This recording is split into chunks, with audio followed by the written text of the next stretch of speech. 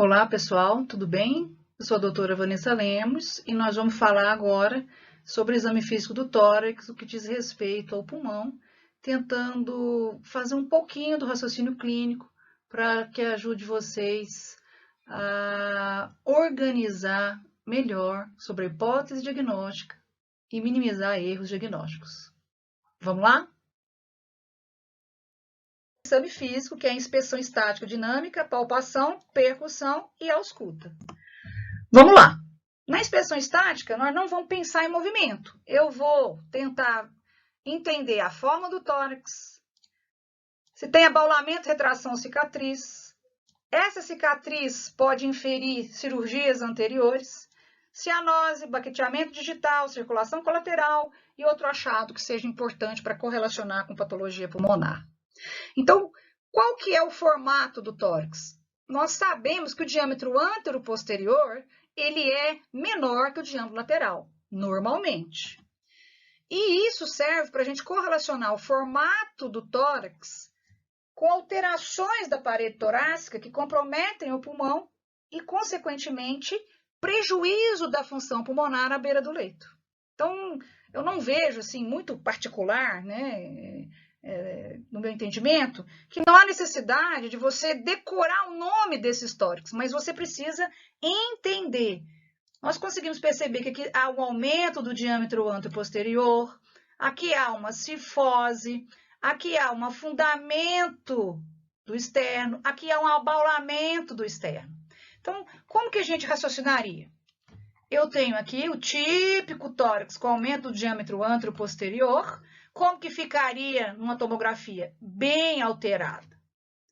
Aqui eu tenho a cifose e posso ter uma lordose. Então, há aqui um comprometimento restritivo no pulmão e aqui na escoliose também. E aqui, típico em paciente com doença pulmonar obstrutiva crônica, com doença ventilatória obstrutiva.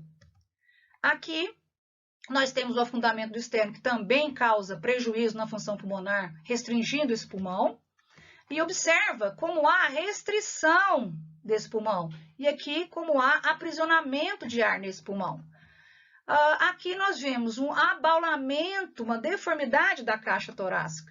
Olha como há um afunilamento dessa caixa torácica, comprometendo a função pulmonar. Obviamente que nós não vamos dar diagnóstico baseado apenas na inspeção, mas ela já é um bom dado para somar no nosso raciocínio clínico. Então, vamos imaginar um paciente deitado, como ficaria a caixa torácica dele num paciente com tórax, com afundamento do externo, que é o infundibiliforme. Olha como esse pulmão fica comprometido em relação ao pulmão normal.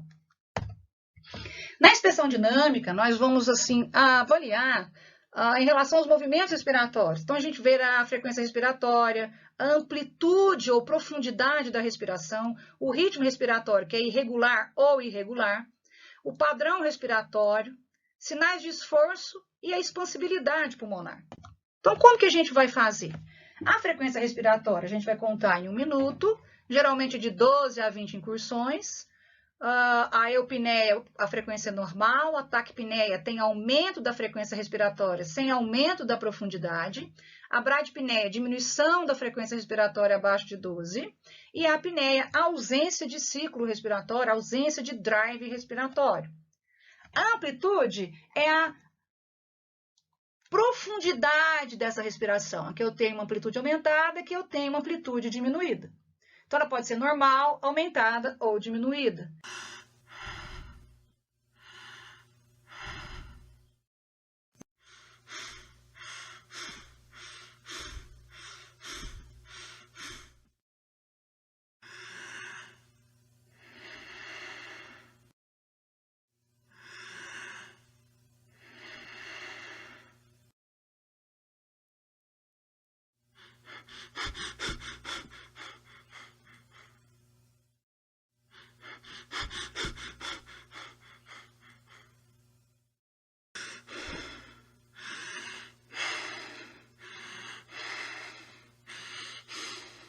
E o ritmo respiratório pode ser regular ou irregular.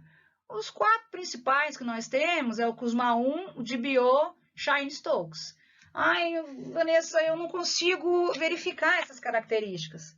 Então, o que você faz? É muito importante você, pelo menos, entender que o ritmo respiratório está irregular. E, a partir daí, raciocinar que pode ter alteração metabólica, que pode ter alteração hemodinâmica, que pode ter alteração neurológica, que pode ter outras alterações que vão comprometer o controle da ventilação, ok? Hiperpneia é diferente de taquipneia. Hiperpneia é o aumento da profundidade da inspiração, mas não há necessariamente aumento da frequência respiratória. São coisas diferentes.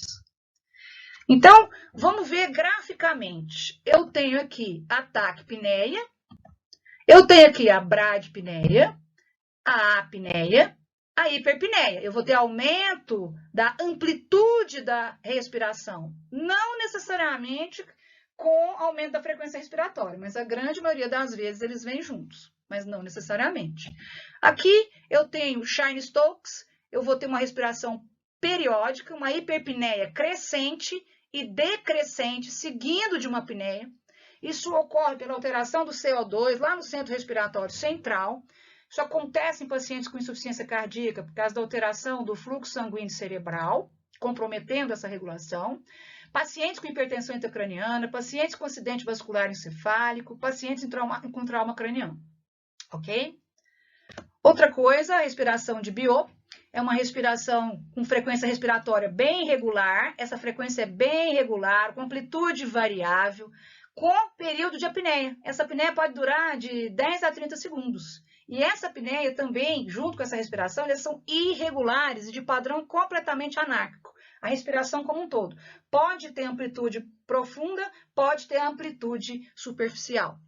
É um mau prognóstico e acompanha muito e, infelizmente, doenças neurológicas graves.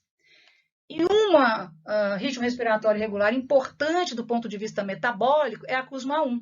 Você tem uma hiperpneia, então você tem aumento da amplitude com o aumento da frequência respiratória, aqui a frequência respiratória aumenta, e uma apneia pós-inspiratória e pós-expiração.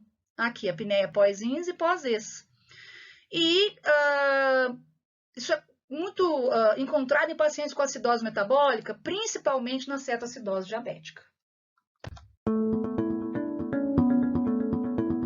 So the guy actually presents here, he's a known insulin-dependent diabetic, and he's come in with a pH of like 6.9.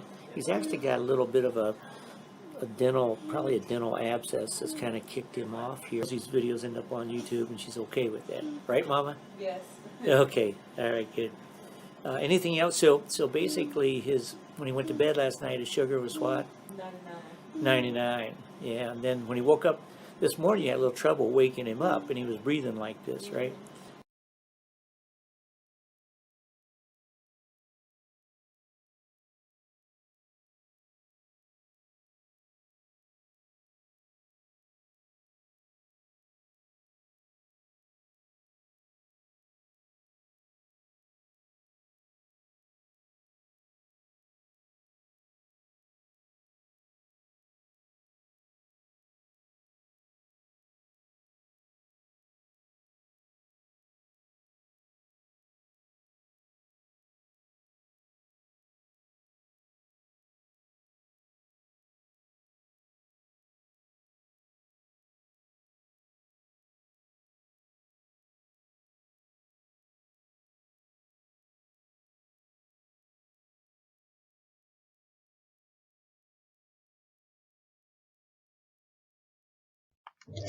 E a inspeção dinâmica? Eu vou avaliar o padrão respiratório. Pode ser torácico, abdominal ou diafragmático, e pode ser tóraco-abdominal ou tóraco-diafragmático, ok?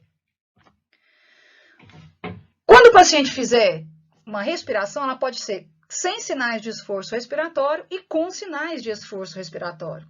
Quais são os sinais de esforço? Tiragem intercostal, tiragem supra e infraclavicular, afundamento da fúrcula external, uso da musculatura acessória, batimento da asa nasal e respiração paradoxal. Você vai ter uma assincronia entre os movimentos do abdômen e do tórax. A expansibilidade, eu vou avaliar se ela é normal ou se ela é diminuída de uma maneira estática. Eu não vou pôr a mão. Eu vou inspecionar a mobilidade, a simetria da expansão do tórax e a diminuição da expansão e a assimetria pode ser muito encontrada quando o paciente tem derrame pleural, pneumotórax, pode ser um sinal importante para vocês. Na inspeção dinâmica, pode ocorrer retração do espaço intercostal no início da inspiração, principalmente nos inferiores. O que a gente chama isso? Tiragem ou retração inspiratória. Isso pode ocorrer, mas patologicamente nós temos tiragem intercostal, tiragem supraclavicular e tiragem infraclavicular. A tiragem intercostal, o paciente aumenta o esforço respiratório, então ele aumenta a negatividade da pressão intrapleural e suga o intercostal no espaço intercostal. Essa retração na inspiração ocorre enquanto a expansão da parede torácica superior e a expansão do abdômen.